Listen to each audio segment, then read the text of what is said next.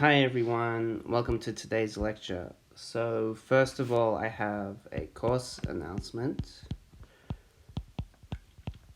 So as you've probably heard, students are not going to be going back before the end of semester, so we're going to have to come up with a different arrangement for the final. So after discussing it with other professors, the arrangement that I think works best is that we're going to do the final online in Canvas. So final will be done online.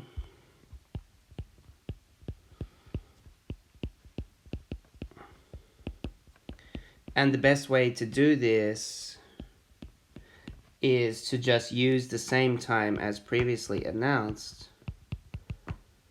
So it's the same time as currently announced.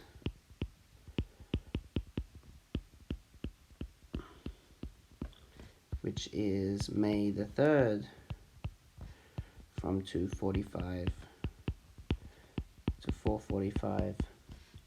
And since it's going to be done online, there will be no way to ensure that people aren't using notes or anything, so it's going to be an open book exam. And I'm going to aim to make it roughly as difficult as the midterm.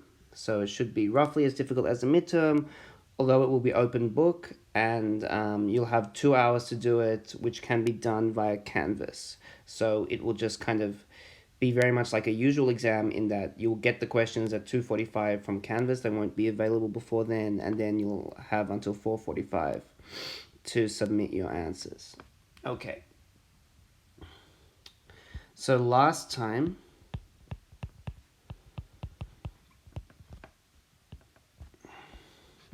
we proved some basic properties of matrices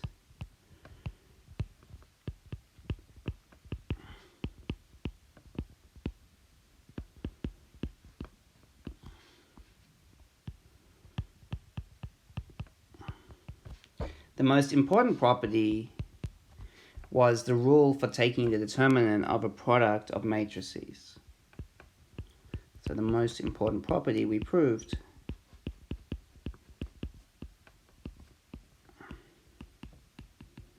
is the formula that the determinant of a product of matrices A and B is the product of the determinants.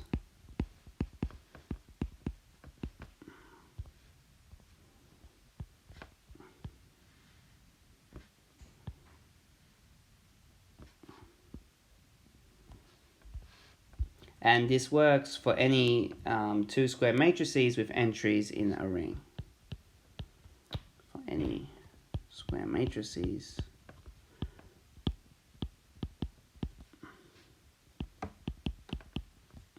with entries in some ring R.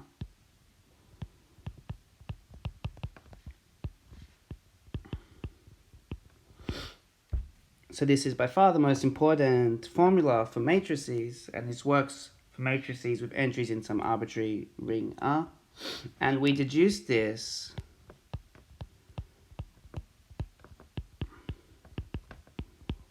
from Kramer's rule.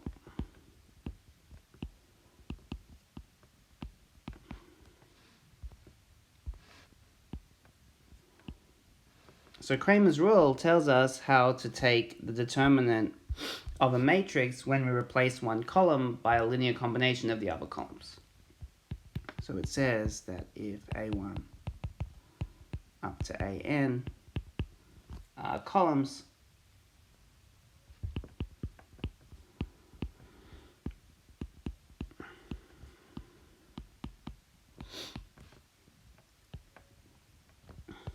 and if we take some linear combination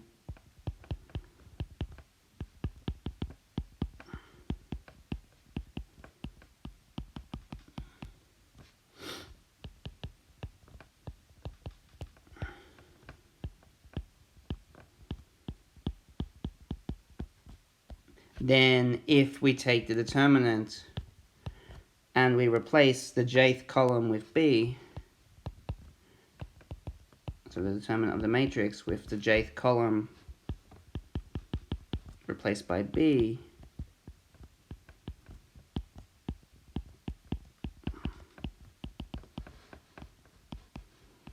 then this is lambda j times the determinant of the matrix with columns given by A1 up to AN. Okay, so this was Kramer's rule. So today's lecture is going to be about one other consequence of Kramer's rule.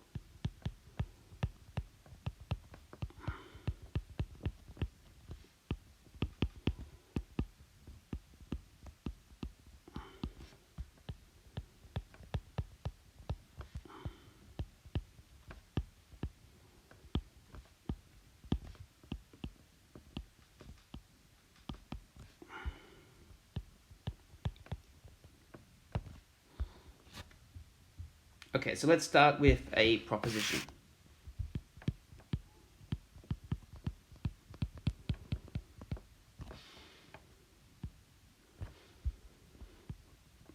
Let R be an integral domain.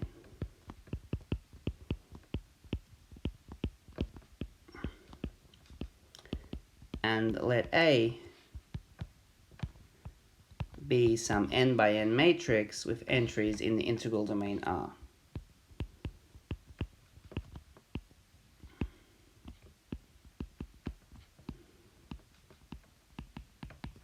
Suppose now that A has columns A1 up to AN.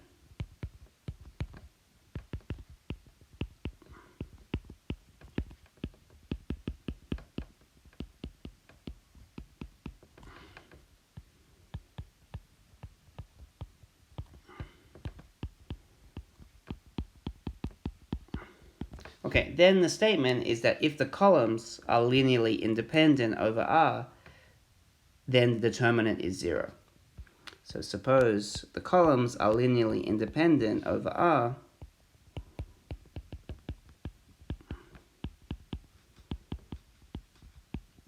are linearly dependent over R. So suppose the columns are linearly dependent, then the determinant is 0. Suppose A1 up to AN are linearly dependent, i.e.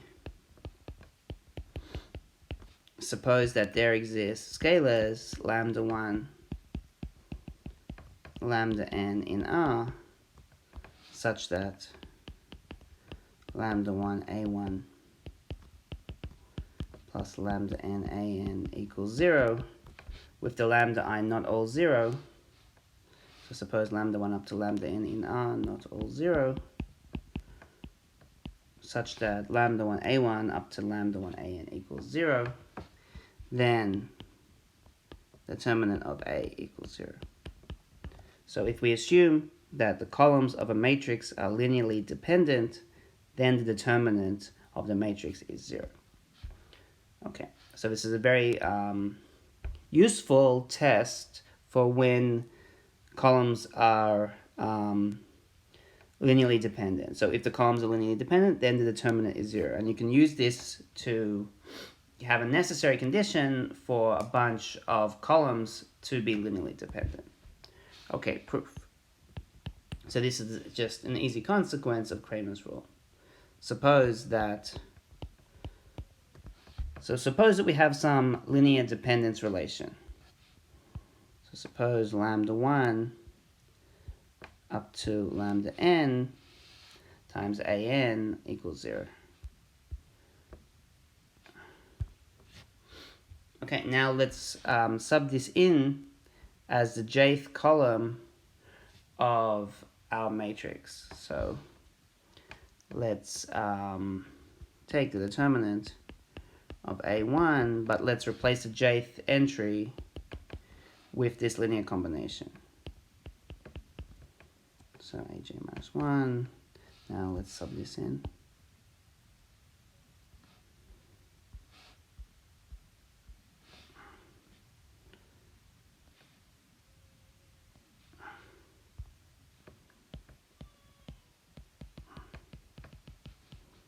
Okay, so since this entry, so now we've replaced aj with this linear combination, which we know equals 0.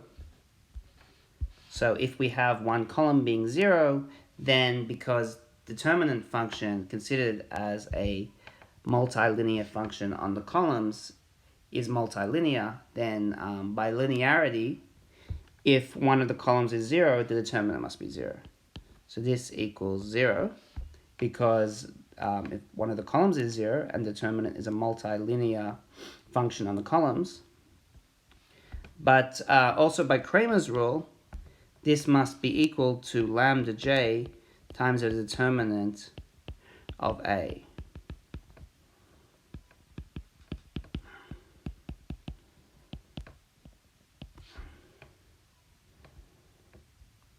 Okay, and we can do this for each entry lambda j, but there must exist some lambda which is not all 0. So this holds for all j from 1 to n, but there exists some j such that lambda j is non-zero by assumption, and then we have that lambda j times det A equals 0, and by assumption this is non-zero. So since R is an integral domain, this implies det A equals 0.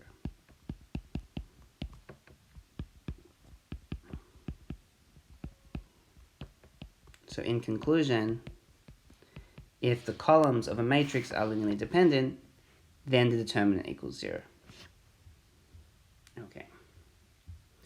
Okay, so now we'd also like to prove the converse. So we'd like to prove that if the determinant equals 0, then the columns of the matrix are linearly dependent.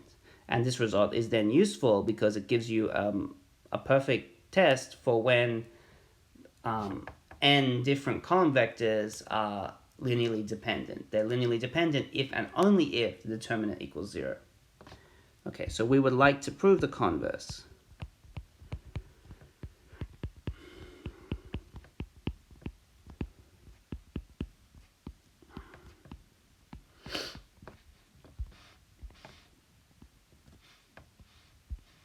i.e., we would like to prove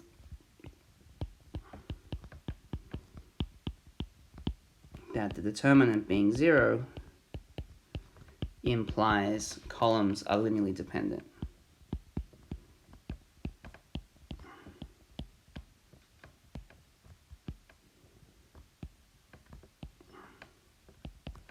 Okay, so let's first do this in a special case where R is a field.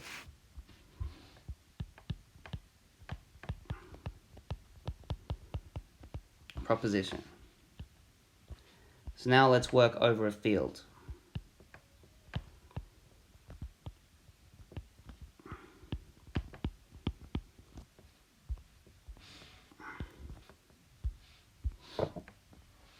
So let K be a field, and let A be some matrix with entries in the field K.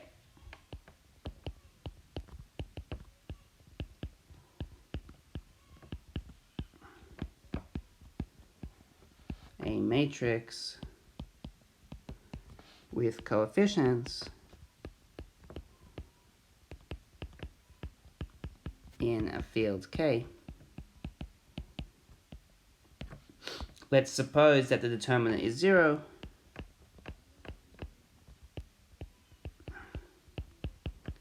Then we claim that the columns are linearly dependent.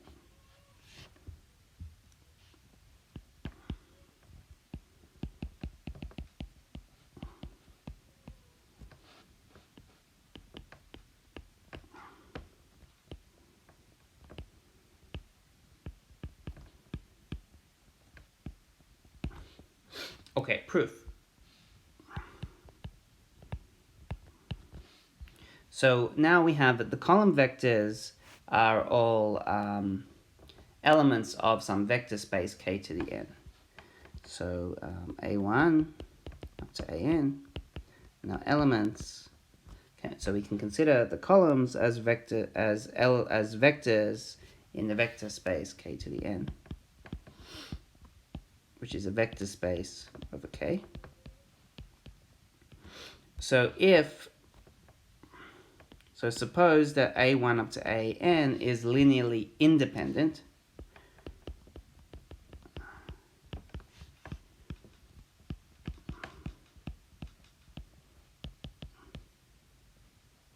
Well, since we then would have n linearly independent vectors in some vector space of dimension n, they must form a basis.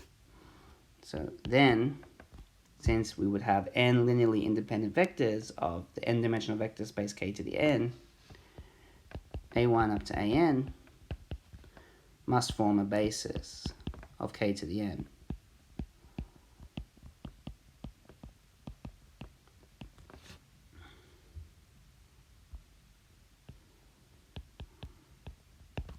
So now let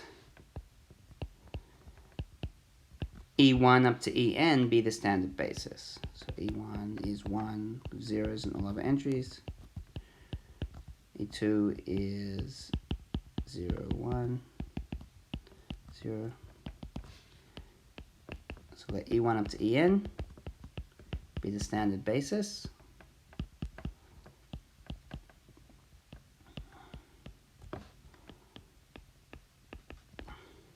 Since A1 up to AN is a basis, we must be able to write the standard basis in terms of the other basis A1 up to AN. So we can write E1 is B1, 1, A1. So we can write each of the elements in the standard basis as a linear combination of elements from the basis A1 up to AN.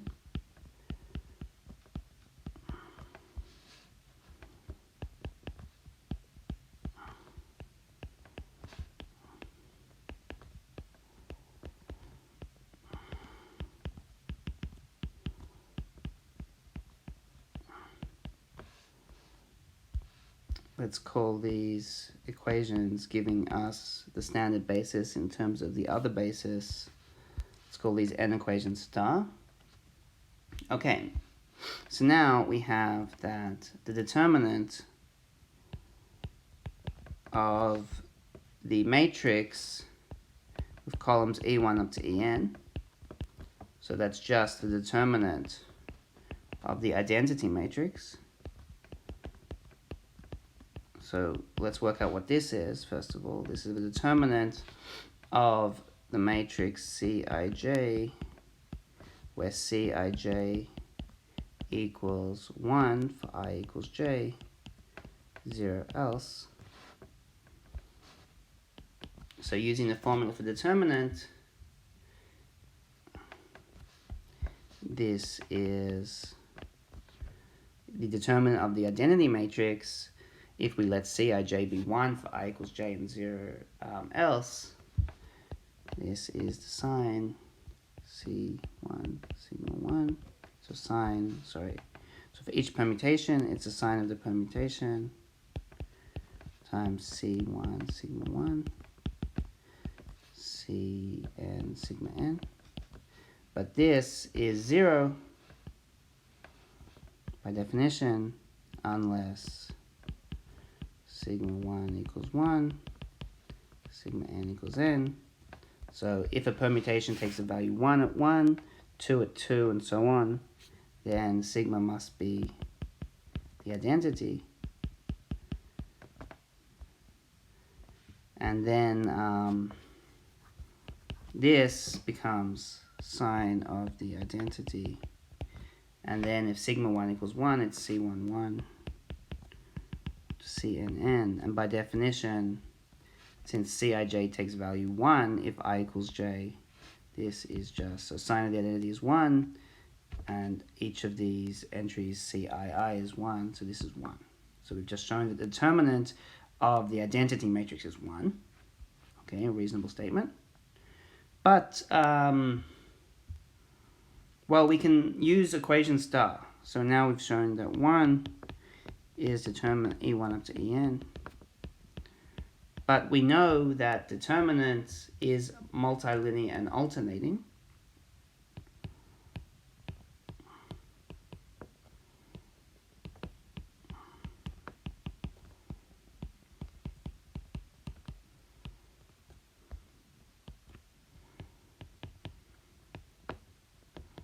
And then we've already worked out in week 7, the lecture on Friday, how to take determinants of some linear combinations in terms of the original basis. Okay, so the determinant of E1 up to En, if we go and use star, well, since determinants a multilinear alternating function of the columns, this will be equal to sum for each permutation, sine of the permutation. Then we go and look at the coefficients in front of star, and it becomes B1 sigma 1, Bn sigma n. Then determinant of the basis A1 up to An.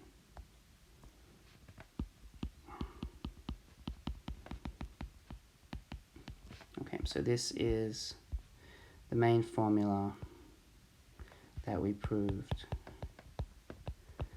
on week 7, Friday's lecture of that week. You can also find this as proposition 23 on page 437 of the textbook. So that's a determinant for, so that's a formula for the determinant of linear combinations in terms of the original basis. Okay, so this is the formula we have. So we now have that 1 is a determinant of the identity matrix, which is also given by this formula, in terms of a determinant of A. So this is just some constant C, which is this whole complicated thing here,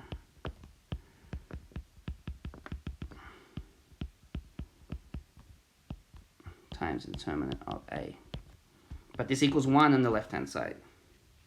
Okay, so this is just, so this first entry here is just some element in the field.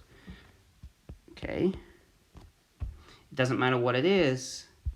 What we wanted to show is that the determinant of A is non-zero, but the determinant of A can't be 0, because if the determinant of A was 0, then the left-hand side would have to be 0, but we already know it's 1.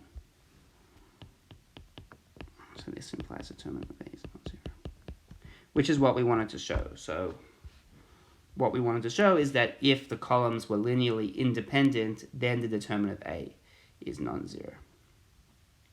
So we've shown that if we have columns of some matrix which are linearly independent, then the determinant is non-zero, provided that we're working over a field. Okay, good. So to end today's lecture, what we want to do is to generalize the above result with the field K replaced by a general integral domain. So we want to generalize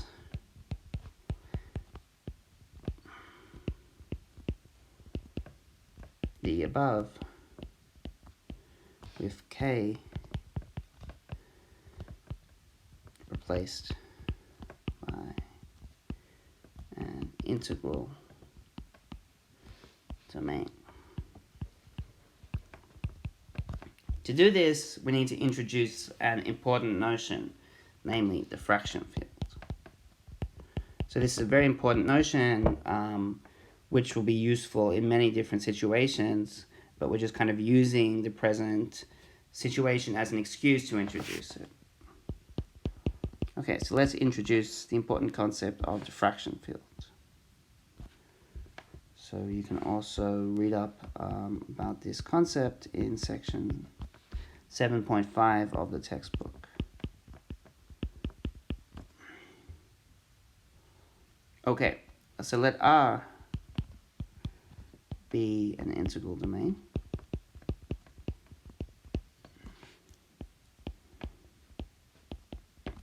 Then we define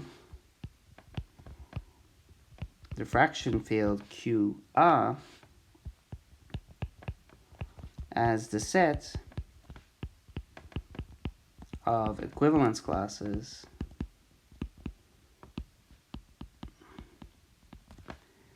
of pairs A and B in R with B non-zero, subject to the following equivalence relation.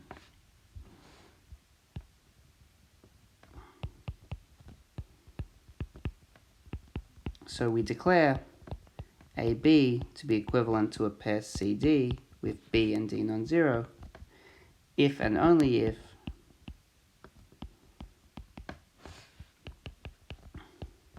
AD equals BC. So this formula AD equals BC, giving you the equivalence, comes from the comes by looking at fractions. Okay, you'll see that in an instant. Okay, so let's put that into symbols. So QR is the set AB with AB in R, B non-zero, under the equivalence relation defined above. The set of equivalence classes of pairs AB with AB and R being non-zero, such that two pairs AB and CD are declared equivalent if we have the formula AD equals BC. So this is the equivalence as above. So we make QR into a ring by defining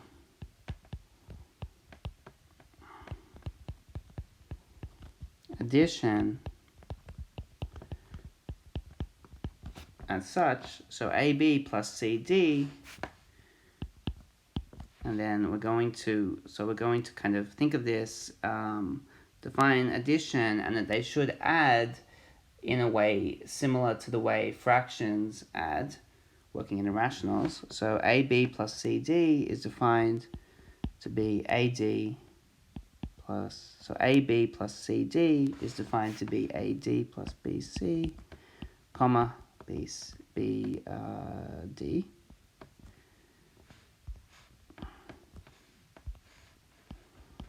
And AB times CD is defined to be ACBD.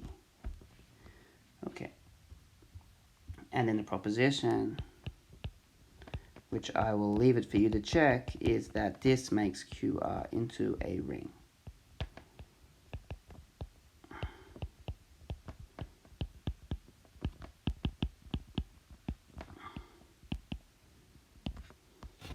And the 0 is, 0, 1. The 1 is 1, 1. So proof, you can check this yourself. It's not very hard. Okay, so let's just do one example. So if R is the integers, then QR, this ring is just the rational numbers. So QR is isomorphic to the rational numbers under the isomorphism, under the mapping. So we have the map QR goes to the rationals, and we want to take a pair here, AB with B non-zero, that's mapped to the fraction A over B. Okay, so once you, so it's easy to check that under this mapping, AB goes to A over B. This kind of is the explanation for why we defined addition and multiplication via these formulae, right? Because this will tell you that the mapping taking a pair AB to A over B does indeed give you a ring homomorphism, because addition of fractions is given by these rules. Okay. So as a result of the previous example, we introduced some notation. So motivated by the above,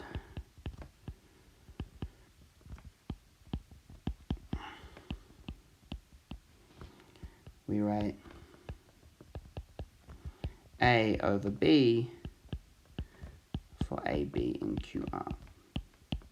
So we use the fraction notation actually for elements of the quotient field QR.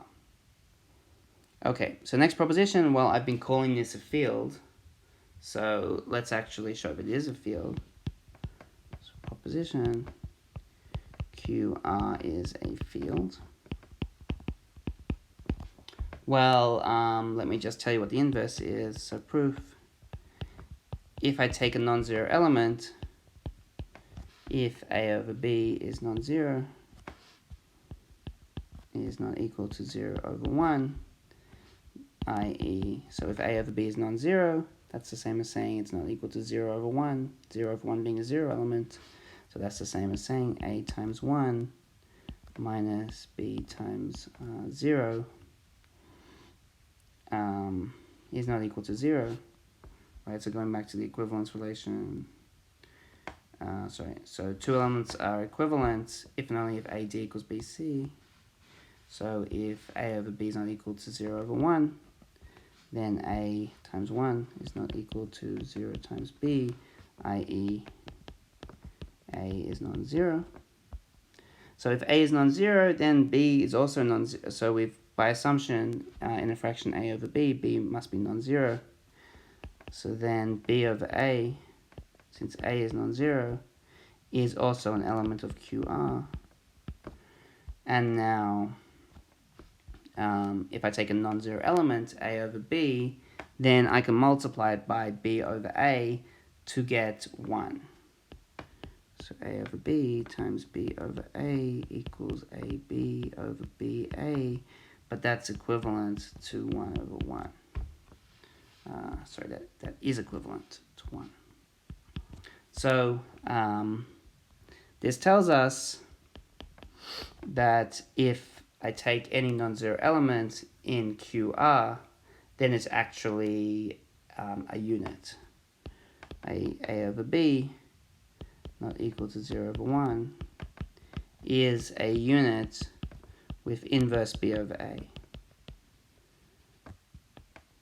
And this implies that the ring QR is actually a field.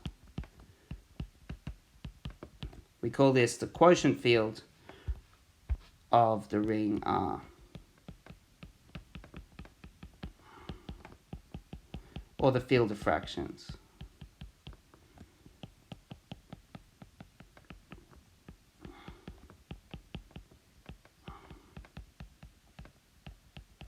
And one last comment. So we have an injective ring homomorphism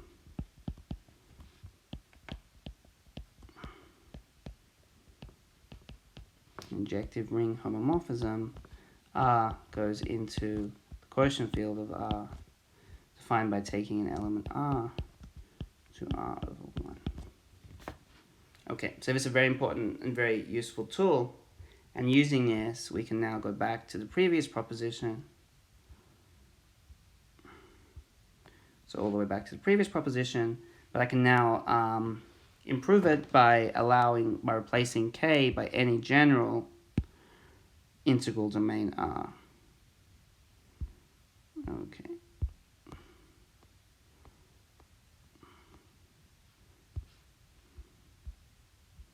Proposition, let R be an integral domain.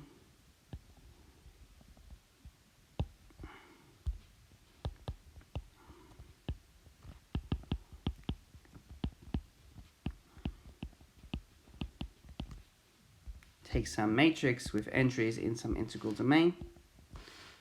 suppose the determinant is 0, then the columns A1 up to AN are linearly dependent over R.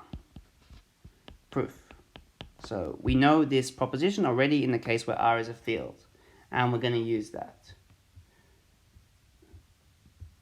Okay, so proof.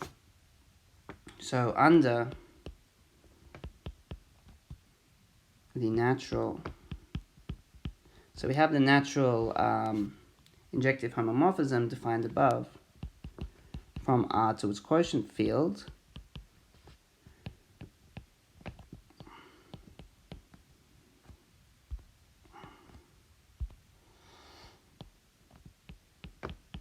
So we may, what this is telling us is that we may consider elements of the integral domain themselves as elements of the quotient field, just as you can consider integers as special cases of rational numbers.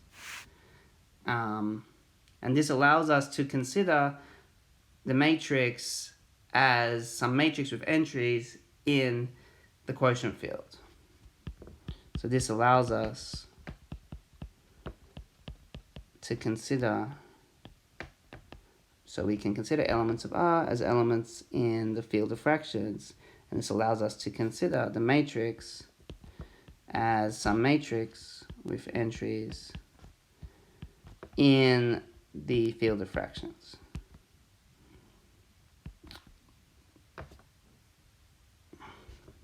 Okay, but we already know the statement when R is replaced by a field of fractions, and we want to exploit this. Okay, so the first claim, so I can consider the columns as now being columns in a vector space over the field of fractions. So the first statement I would like, so that I can apply the fact that we know this proposition in the case where R is a field, I would like to know that the columns are still that if the columns are linearly independent, then they're still linearly independent over the field of fractions. So suppose A1 up to AN are linearly independent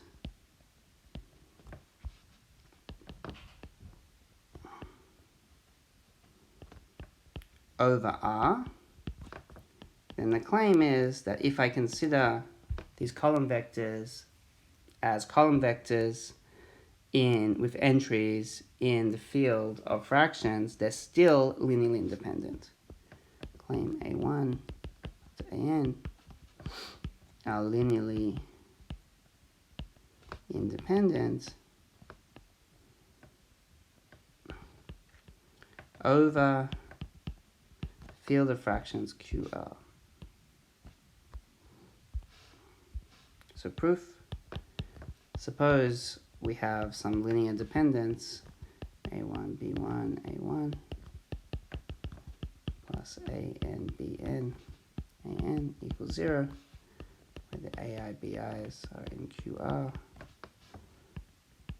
for AI, BIs in R. Then I can multiply through by B1 up to Bn to get a linear dependence relation over R. So let's multiply by B1, Bn, and now I'm going to have A1, so the B1 is going to cancel, B2, Bn, A1, plus A2, B1, so A2 now,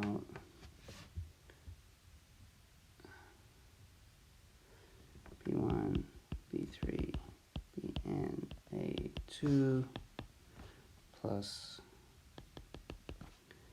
AN, B1, B2, Bn minus 1, AN equals 0. Okay, but we know that A1 up to AN are linearly independent over R. That was the starting assumption.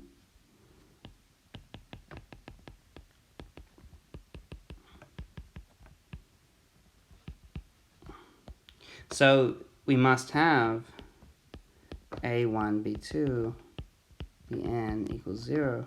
So all of the coefficients must be 0.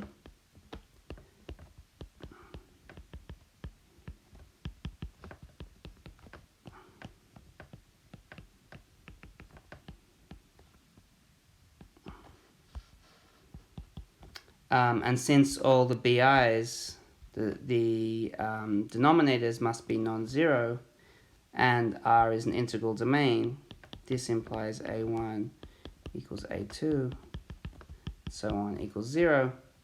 And then if I go back to what I was trying to prove, this proves that in the starting equation, all the numerators are 0, and hence all of the coefficients now in the field of fractions must be 0. So we've just shown that all of the A1 up to AN are 0. That means the fractions A1 over B1 up to AN over Bn are all 0. So this implies that A1 up to AN, which we assume to be linearly independent over R, is actually linearly independent over QR.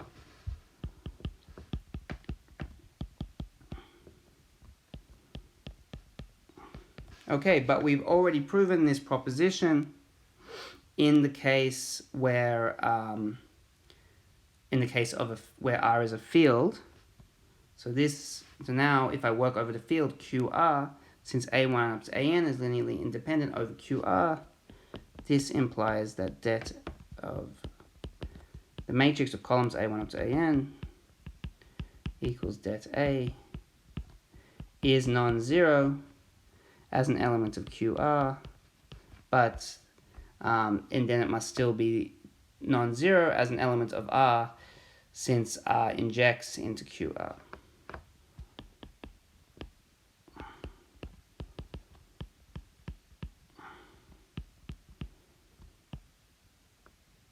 So it's still non-zero if I think of it as an element of R. Okay, so I've proven that if the columns of a matrix are linearly independent over some arbitrary integral domain, then the determinant of the matrix is non-zero. So in conclusion, we've now proven for today's lecture the final result, putting all these previous results together, is if R is an integral domain, then the determinant of some matrix A1 to AN, so the determinant of some matrix with columns A1 up to AN equals 0 if and only if A1 up to AN, the columns of the matrix are linearly independent. Linearly dependent. The determinant is 0 if and only if the columns are linearly dependent. Okay, so putting all the previous results together, we've proven this theorem. And this is very useful. This gives you a test for when the columns, a bunch of column vectors are linearly independent. So given a bunch of column vectors, they're going to be linearly independent if and only if the determinant of the matrix that you get from those n column vectors is non-zero. Okay, that ends today's lecture.